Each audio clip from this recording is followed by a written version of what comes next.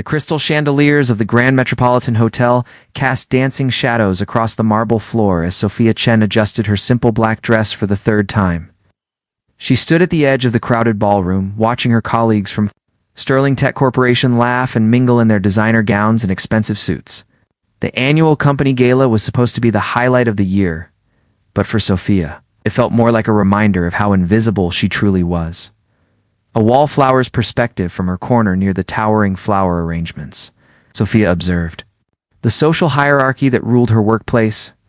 The sales executives dominated the center of the room, their voices carrying across the space as they shared stories of closed deals and record-breaking quarters. The marketing team had claimed the area near the bar, their colorful dresses creating a vibrant cluster of ambition and confidence. Meanwhile, Sophia remained where she always did, in the shadows. Unnoticed and unremarkable. Her fingers traced the hem of her dress, a simple piece she had bought on sale 3 months ago. It was elegant enough for the occasion, but lacked the designer labels that seemed to be the uniform of success at Sterling Tech. She had spent her entire paycheck on this outfit, hoping it would help her blend in, but now she realized that blending in was exactly the problem. She had become so good at being invisible that even she sometimes forgot she existed, the lonely observer as the evening progressed. Sophia watched couples glide across the dance floor with practiced ease. The CEO's assistant, Rebecca, twirled gracefully in the arms of the head of operations, her emerald green gown flowing like liquid silk. The human resources director laughed melodiously as her husband spun her around, their movements synchronized perfectly with the string quartet's romantic melody. Sophia had come to the gala alone. As she did to most company events, she had no romantic partner to accompany her, no work friendships that extended beyond polite hellos in the hallway. Her cubicle in the accounting department might as well have been on a different planet from the executive offices where the real decisions were made. She processed numbers, filed reports, and completed her tasks with meticulous precision. But her contributions went unnoticed in the grand scheme of Sterling Tech's operations. The music calls to her. So the orchestra transitioned into a sultry jazz number, and something stirred within Sophia's chest. Music had always been her escape, her secret passion that she kept hidden from the world. In the privacy of her apartment, she would dance to old records her grandmother had left her, losing herself in the rhythm and melody. Dancing was the one thing that made her feel alive. It's the one moment when she could shed her invisible cloak and become someone else entirely. But here, surrounded by her colleagues and superiors, the thought of dancing alone seemed absurd. Imagined the whispers that would follow, the pitying glances, the confirmation that Sophia Chen was indeed the oddball of the accounting department. Yet the music continued to call to her, each note tugging at something deep inside her soul. A moment of courage, though. Wine she had been nursing all evening finally gave her the courage she needed. As the jazz melody swelled, Sophia found herself moving toward the dance floor, despite every rational thought telling her to stay safely in her corner. Her heart pounded against her ribs as she stepped onto the polished marble, acutely aware that she was the only person dancing without a partner. She closed her eyes and let the music guide her movements. Her body swayed to the rhythm, her arms flowing gracefully through the air as if she were painting invisible pictures with her fingertips. For a moment, she forgot about the watching eyes, forgot about her invisible status, forgot about everything except the pure joy of movement and music. The weight of judgment, but the feeling of liberation, was short-lived. When Sophia opened her eyes, she noticed the stares. Some colleagues had stopped their conversations to watch her with expressions ranging from confusion to barely concealed mockery. A group of sales representatives near the edge of the dance floor whispered among themselves, their eyes fixed on her solo performance. Rebecca, the CEO's assistant, nudged her companion and nodded in Sophia's direction, a smirk playing at the corners of her perfectly painted lips. The head of marketing shook his head with a mixture of embarrassment and secondhand shame. As if Sophia's bold move reflected poorly on the entire company, the weight of their judgment crashed down on her, like a physical force. Her graceful movements became stilted and awkward as self-consciousness crept in. She felt heat rising in her cheeks, the familiar burn of humiliation that had followed her since childhood. She was about to flee back to her safe corner when something unexpected happened. A mysterious presence from across the crowded ballroom. Someone else had been watching Sophia's impromptu dance performance. Nathan Sterling stood near the floor-to-ceiling windows, glass of untouched champagne in his hand, his dark eyes fixed on the lone figure moving with surprising grace on the dance floor.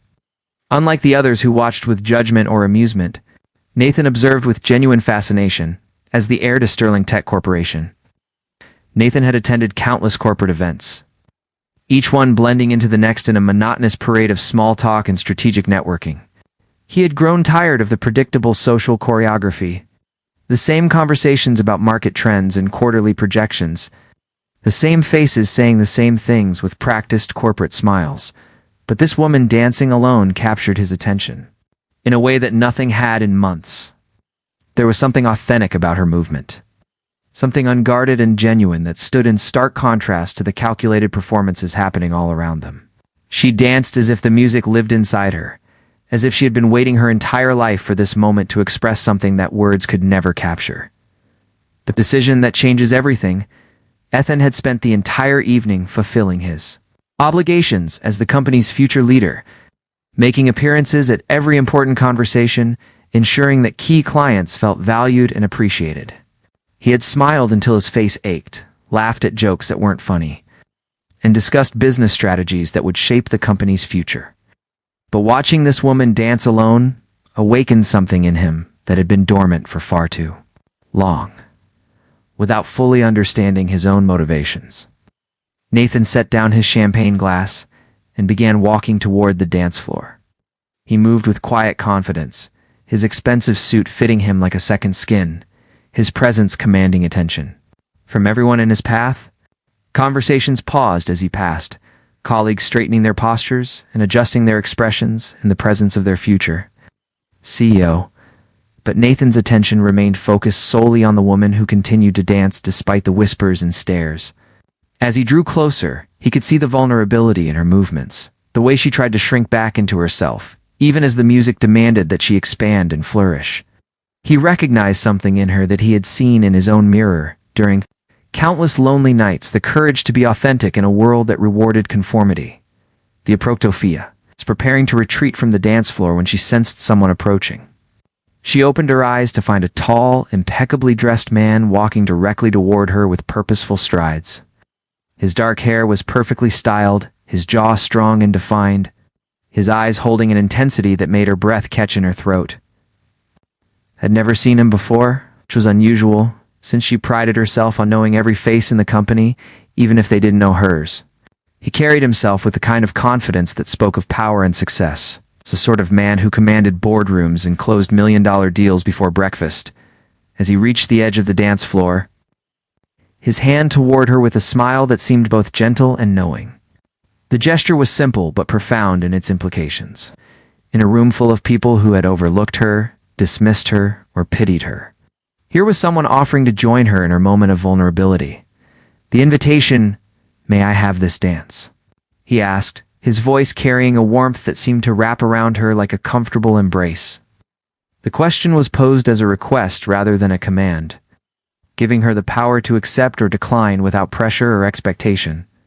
Sophia stared at his outstretched hand, her mind racing through 1,000 possible responses and outcomes. This man clearly belonged to a different social stratum than her humble position in the accounting department. His suit probably cost more than she made in 3 months, and his confident demeanor suggested someone accustomed to getting what he wanted. Yet there was something in his eyes that spoke of genuine interest rather than pity or amusement. He wasn't looking at her as if she were a charity case or an object of ridicule. Instead, his gaze held a respect and admiration that she had never experienced from anyone, let alone a stranger at a corporate event. The moment of truth, the ballroom, seemed to hold its collective breath as Sophia considered her response. She could feel the eyes of her colleagues boring into her, waiting to see how this unexpected development would unfold.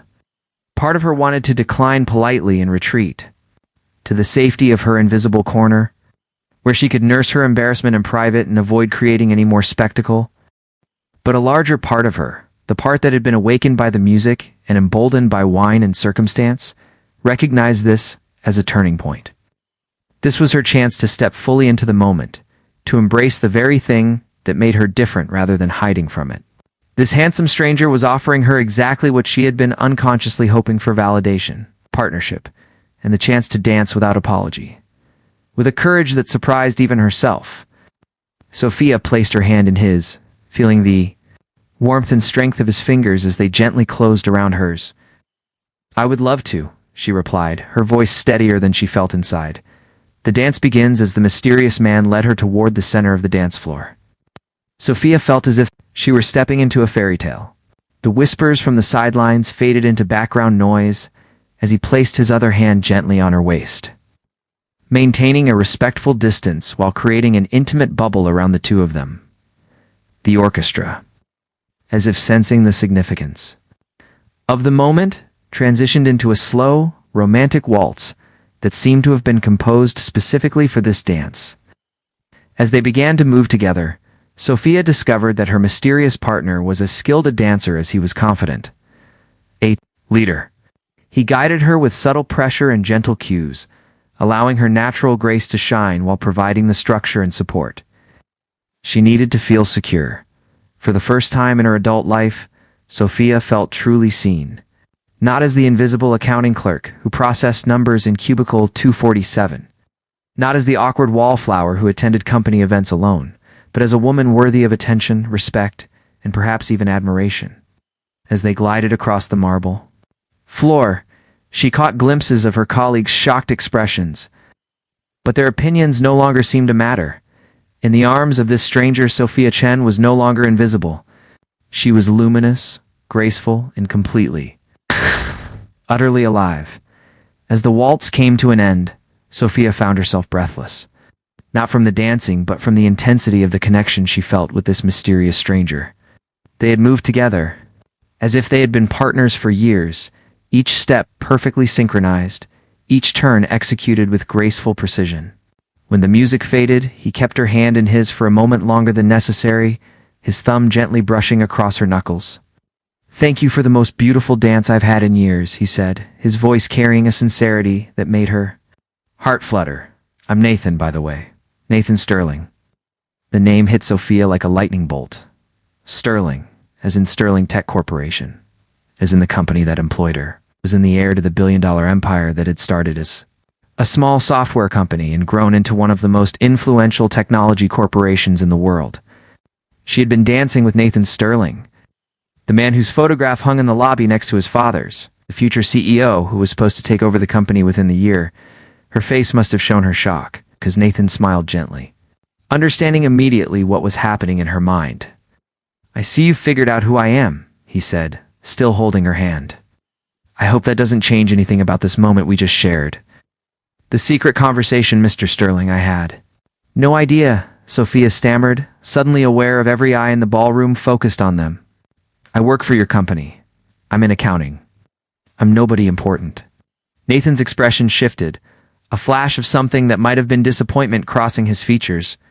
"First, please call me Nathan. Second, I strongly disagree with your assessment of your importance." He gestured toward the edge of the dance floor, away from the curious stares. "Would you walk with me? I'd like to continue our conversation somewhere quieter." They moved toward the hotel's garden terrace, a beautifully landscaped area overlooking the city's skyline. The cool evening air was a welcome relief from the stuffy ballroom, and the twinkling lights of the city below created a romantic backdrop that seemed almost too perfect to be real. Nathan led her to a secluded corner where a marble bench sat beneath a flowering jasmine tree. "Tell me about yourself, Sophia," Nathan said as they settled onto the bench, maintaining a respectful distance. "And please, forget about who I am for a moment. Pretend we're just two people who met at a party and discovered we both love to dance." Sophia found herself opening up in a way she hadn't done with anyone in years. She told him about her love of music, how she had learned to dance from her grandmother, how she found solace in movement when the world felt too overwhelming. She spoke about her job, not with complaints, but with a quiet pride in her work, even if it went unnoticed by others. "I process the numbers that keep the company running," she explained. "I make sure every expense is accounted for, every budget is balanced, every financial report is accurate. It's not glamorous, but it matters." Understanding each other, Nathan listened with an attention that Sophia had never experienced before. He didn't interrupt or try to redirect the conversation back to himself. Instead, he asked thoughtful questions that showed he was genuinely interested in her perspective. She mentioned her small apartment in the arts district. He wanted to know about her neighborhood. When she talked about her evening routine of dancing alone in her living room, his eyes lit up with understanding. "I do something similar," he admitted. "Not dancing, but I play piano. Late at night when the business calls stop and the emails pause, I sit at my piano and play pieces by Chopin or Debussy. It's the only time I feel like myself instead of the future CEO. The heir to the sterling fortune, the man with impossible expectations to meet." Sophia was surprised by his vulnerability. In her imagination, someone like Nathan Sterling lived a perfect life, surrounded by luxury and opportunity. But as he spoke, she glimpsed the loneliness behind the privilege, the weight of expectations that seemed to press down on his shoulders like an invisible burden. "People see the money, the power, the success," Nathan continued, his voice taking on a reflective quality. "But they don't see the isolation that comes with it. Every friendship feels conditional. Every romantic interest seems motivated by what I can provide, rather than who I am." Out. "Tonight, when I watched you dancing alone, I saw someone who was brave enough to be authentic despite the risk of judgment. That's incredibly rare in my world." A promise made. They talked for hours, moving from the terrace to a quiet corner of the hotel bar when the night air grew to cool. Nathan told her about his dreams of transforming Sterling Tech into a company that prioritized innovation over profit margins. His vision of creating technology that would genuinely improve people's lives rather than simply generating revenue. Sophia shared her secret ambitions too. How she had always wanted to start a nonprofit organization that would provide financial literacy education to underprivileged communities. She had the knowledge and the passion, but lacked the resources and connections to make it happen. "What if I told you that could change?" Nathan said as the night grew late and the hotel bar began to empty. "What if I promised you that your life would never be the same after tonight?" Sophia studied his face in the dim light, searching for signs of insincerity or manipulation, but all she saw was earnestness and something that looked remarkably like hope. "What are you saying?" "I'm saying that I want to see you again. Not as your boss, not as the future CEO of Sterling Tech, but as Nathan, the man who feels more like himself when he's with you than he has in years." He reached across the small table and took her hand again. "I'm saying that I want to support your dreams, learn about your world, and show you parts of mine that no one else gets to see." The beginning of something new when Nathan finally drove Sophia home in his understated but expensive car. They sat in comfortable silence, both processing the unexpected turn their evening had taken. As he walked her to her apartment building, Nathan paused at the entrance. "I know this is complicated," he said, his voice soft in the quiet night. "I know there will be challenges, people who don't understand, obstacles we'll have to navigate. But I also know that what happened tonight was real, and I don't want to pretend it wasn't." Sophia looked up at him, this man who had somehow seen her when everyone else looked right through her. "I don't want to pretend either," she replied. "But I also don't know how to navigate a world like yours. We'll figure it out together," Nathan promised. "One step at a time, one dance at a time." As he leaned down to kiss her cheek goodnight, Sophia felt something shift inside her chest. A warmth that had nothing to do with physical attraction and everything to do with the possibility of being truly known by another person. For the first time in her adult life, she felt like she was exactly where she belonged. Monday morning arrived with a mixture of anticipation and anxiety for Sophia. As she sat at her desk in the accounting department, she found it impossible to concentrate on the spreadsheets in front of her. Every few minutes her mind would drift back to Saturday night, to the feeling of Nathan's hand in hers, to the sound of his voice as he made promises that seemed too wonderful to believe. The other employees in her department buzzed with gossip about the gala. Rebecca, who worked 2 cubicles over, couldn't stop talking about how she had seen some nobody from accounting dancing with an important-looking man.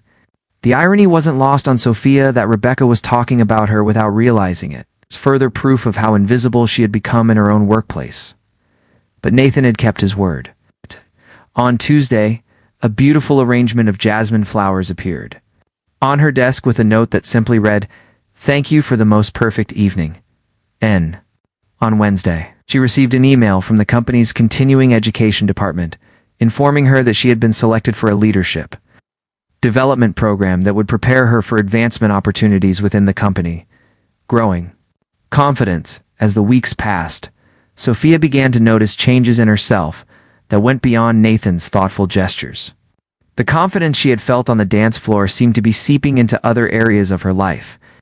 She spoke up more in meetings, offered suggestions for improving departmental efficiency, and even volunteered to lead a project analyzing cost-saving measures across different divisions. Her supervisor, Mr. Patterson, was initially surprised by Sophia's newfound assertiveness, but quickly recognized her value when her recommendations resulted in significant savings for the company. "I don't know what's gotten into you lately, Chen," he said after she presented a particularly impressive analysis, "but keep it up.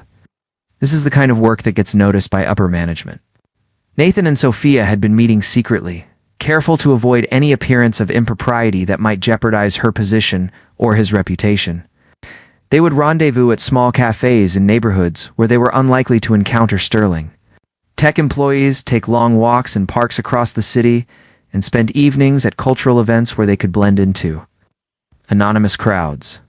The secret romance their relationship deepened with each clandestine meeting. Nathan was nothing like Sophia had imagined a billionaire's son would be. He was thoughtful and considerate, genuinely interested in her thoughts and opinions, and surprisingly down-to-earth despite his privileged background. He listened when she talked about her work, asked intelligent questions about financial analysis, and never made her feel inferior or out of place. For his part, Nathan seemed to come alive in Sophia's presence, away from the pressures and expectations of his corporate role. He was funny, passionate about music and art, surprisingly vulnerable about his fears and insecurities. He told her about the pressure he felt to live up to his father's legacy, about the loneliness of never knowing if people liked him for himself or for his money, about his dreams of using his position to make a positive impact on the world. Their first real date happened 3 weeks after the gala. Nathan had arranged for them to have a private dinner at a rooftop restaurant, where he had rented the entire space for the evening. Under a canopy of stars, with the city spread out below them like a carpet of lights, they danced again to music played by a string quartet he had hired for the occasion. "I could do this forever," Sophia whispered as they swayed together in the cool evening air. "Then let's make forever possible," Nathan replied, his arms tightening around her. The challenge emerges, but their secret couldn't remain hidden indefinitely. Rebecca, who had always been ambitious and jealous of anyone who seemed to be advancing faster than she was, began to notice Sophia's transformation. The flowers, the improved wardrobe, the confidence that seemed to radiate from her formerly invisible colleague. These changes didn't go unnoticed by someone who made it her business to know everyone's business. When Rebecca spotted Sophia having coffee with Nathan at a cafe downtown, she immediately began spreading rumors throughout the office. Within days, whispers followed Sophia through the hallways. Some colleagues looked at her with new respect, assuming she had powerful connections. Others regarded her with suspicion and resentment, believing she was using her relationship to gain unfair advantages. The situation came to a head when Rebecca confronted Sophia directly in the break room, surrounded by several other employees who had clearly been recruited for this moment. "So it's true then," Rebecca said, her voice dripping with false sweetness. "You're sleeping with the boss's son to get ahead. How clever of you to use your body to climb the corporate ladder when your brain couldn't get you there." Standing up. For love for a moment, the old Sophia wanted to shrink away, to deny everything, and retreat back into invisibility. But then she thought about Nathan, about the man who had seen her worth when no one else bothered to look, about the woman she had become in his presence. She straightened her shoulders and looked Rebecca directly in the eye. "With Nathan is based on mutual respect and genuine affection," Sophia said, her voice steady and clear. "And my recent success at work is based on my own abilities and hard work. She might have noticed if you spent less time gossiping and more time focusing on your own performance." The break room fell silent. Several colleagues looked embarrassed by Rebecca's attack, while others seemed surprised by Sophia's confident response. Rebecca's face flushed red, but before she could respond, A voice from the doorway interrupted the confrontation. "Is there a problem here?" Nathan stood in the entrance to the break room, his presence commanding immediate attention from everyone. Present, he was dressed in an impeccably tailored suit, every inch the powerful executive. But his eyes were focused solely on Sophia. The public declaration. Rebecca stammered something about a misunderstanding. But Nathan's attention remained fixed on Sophia. "Miss Chen, could I speak with you privately for a moment?" As they walked together toward the elevators, Sophia was acutely aware of every eye following their movement. The elevator ride to Nathan's executive floor felt like an eternity, both of them silent as they processed what had just happened. "I'm sorry you had to deal with that," Nathan said once they were alone in his office. "I knew this moment would come eventually, but I hoped we'd have more time to prepare." "What happens now?" Sophia asked, looking around the opulent office. That represented everything she wasn't, and everything Nathan was expected to be. Nathan moved to stand in front of her, taking her hands in his. "Now we stop hiding. I'm tired of pretending that the best thing that's ever happened to me is some kind of secret shame. You make me a better person, Sophia. You challenge me to be more than just a wealthy heir coasting on family success. I love you, and I want the world to know it." The transformation complete, the announcement of their relationship sent shockwaves through Sterling Tech Corporation and the business community at large. Some viewed Nathan's choice as a scandal, a powerful man slumming with an employee beneath his station. Others saw it as a modern fairy tale, a love story that transcended social and economic boundaries. But Nathan and Sophia faced the criticism and speculation together, presenting a united front that gradually won over even their harshest critics. Nathan publicly credited Sophia with helping him develop new perspectives on the company's role in society, and he began implementing programs that reflected her values and insights. Sophia, meanwhile, flourished in her new role as Nathan's partner, an unofficial advisor. Her financial acumen and genuine concern for Sterling Tech's employees made her a valuable voice in company decisions. The nonprofit organization she had dreamed of became a reality, funded by the Sterling Foundation and dedicated to providing financial education to underserved communities. The perfect ending, 1 year after that magical night on the dance floor, Nathan recreated the moment that had brought them together. At the annual company gala, held once again at the Grand Metropolitan Hotel, he took the stage to address the assembled employees, clients, and partners. "Last year at this event, I learned something that changed my life forever," he began, his eyes finding Sophia in the crowd. "I learned that sometimes the most extraordinary people are hiding in plain sight, waiting for someone to really see them. I learned that courage isn't about having power or money. It's about being willing to be authentic in a world that often rewards conformity." He stepped down from the stage and walked directly to where Sophia stood, her face glowing with happiness and love. The same people who had once ignored her now watched with rapt attention as Nathan dropped to one knee in the center of the dance floor where they had first connected. "Sophia Chen, you taught me how to see beyond the surface, how to value substance over status, how to love without conditions or expectations." He pulled out a ring that sparkled under the crystal chandeliers. "Will you marry me and continue this dance with me for the rest of our lives?" Through tears of joy, Sophia said yes, and as Nathan slipped the ring onto her finger, the ballroom erupted in applause. The same colleagues who had once looked through her as if she were invisible now celebrated her happiness with genuine enthusiasm.